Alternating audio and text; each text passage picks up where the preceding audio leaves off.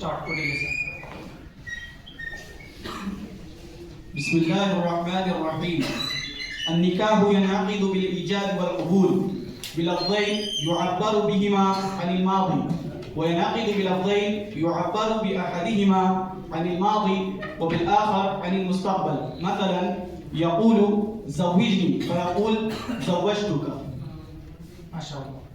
Sure, this passage means that a marriage contract is conducted through offer ijab and acceptance qabul.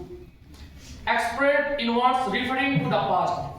It can also be conducted with one party using words referring to the past and other to the future. For example, if anyone says Zawwijni, marry me, and the other responds Zawwajtuka, this is also The teacher from Mahat Darul Uloom arrives with the delegation. السلام عليكم ورحمة الله وبركاته. وعليكم السلام ورحمة الله وبركاته. MashaAllah, MashaAllah, you have arrived on perfect time. Please take your seat, be comfortable. So please tell me the process of divorce in the light of the Quran and Hadith. Very nice question. This question is frequently asked. The word divorce means dissolving the marriage.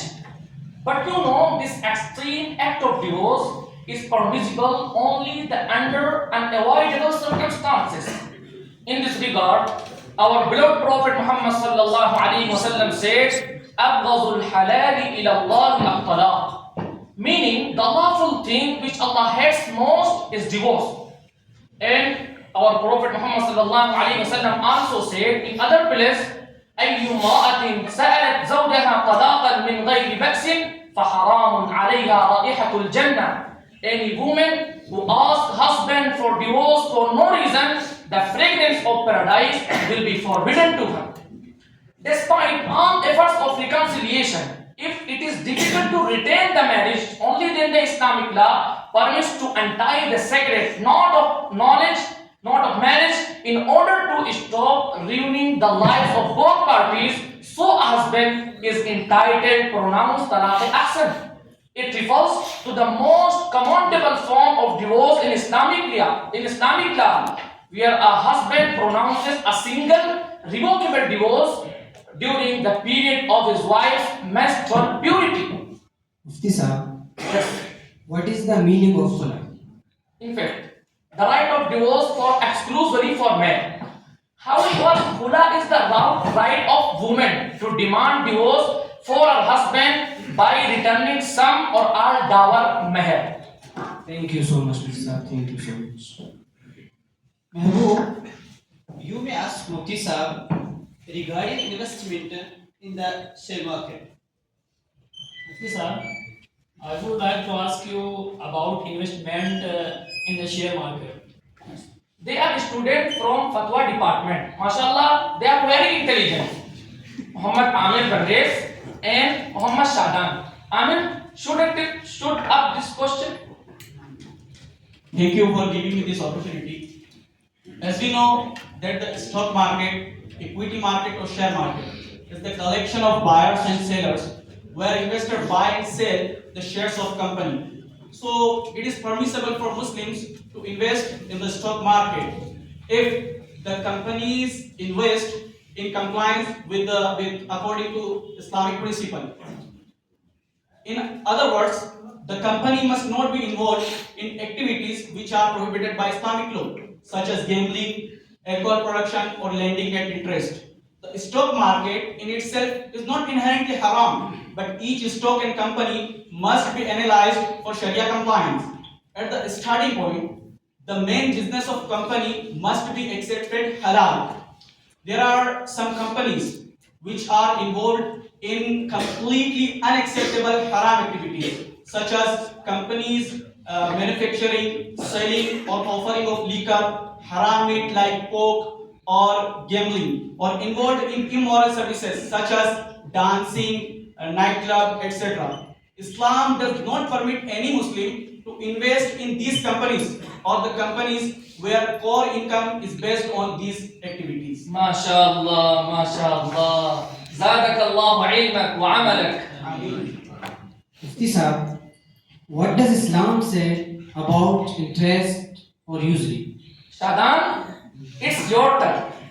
Please take up this question. First of all, thank you so much for giving me this opportunity.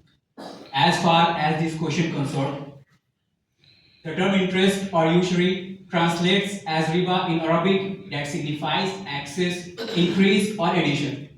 To better understand riba, consider this example.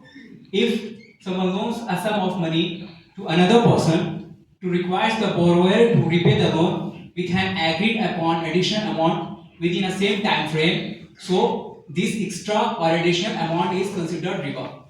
Usury is a sin that leads to distraction, and engaging in usurious transactions is so heinous and detestable in the eyes of Sharia that Allah Almighty has declared it as declaration of war against Allah and His Messenger. In a nutshell, according to the Quran and Hadith, engaging in usurious transaction is strictly forbidden. Cause Hazrat Jabir radiallahu anhu said that Allah's Messenger, peace be upon him, cursed the acceptor of interest and its payer, and one who recorded, and the other two who witnessed, and he said they are all equal. This is the hadith from Muslim Sharif, and I think you got your answer. MashaAllah, MashaAllah. You have responded as I expected, MashaAllah. Today, I am very happy with you. Thank you, Mufti Sahab. You spared your precious time and explained each and everything in a very beautiful manner. Barakallah, Jazakallah. Ameen, Ameen. Wa alaikum salam wa rahmatullahi wa barakatuh.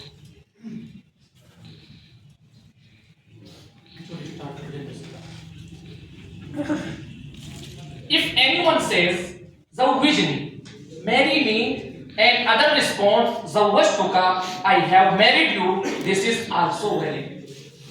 The time is over. Inshallah, see you tomorrow. Have a nice day. Assalamu alaikum wa rahmatullahi wa barakatuh. Wa alaikum assalam.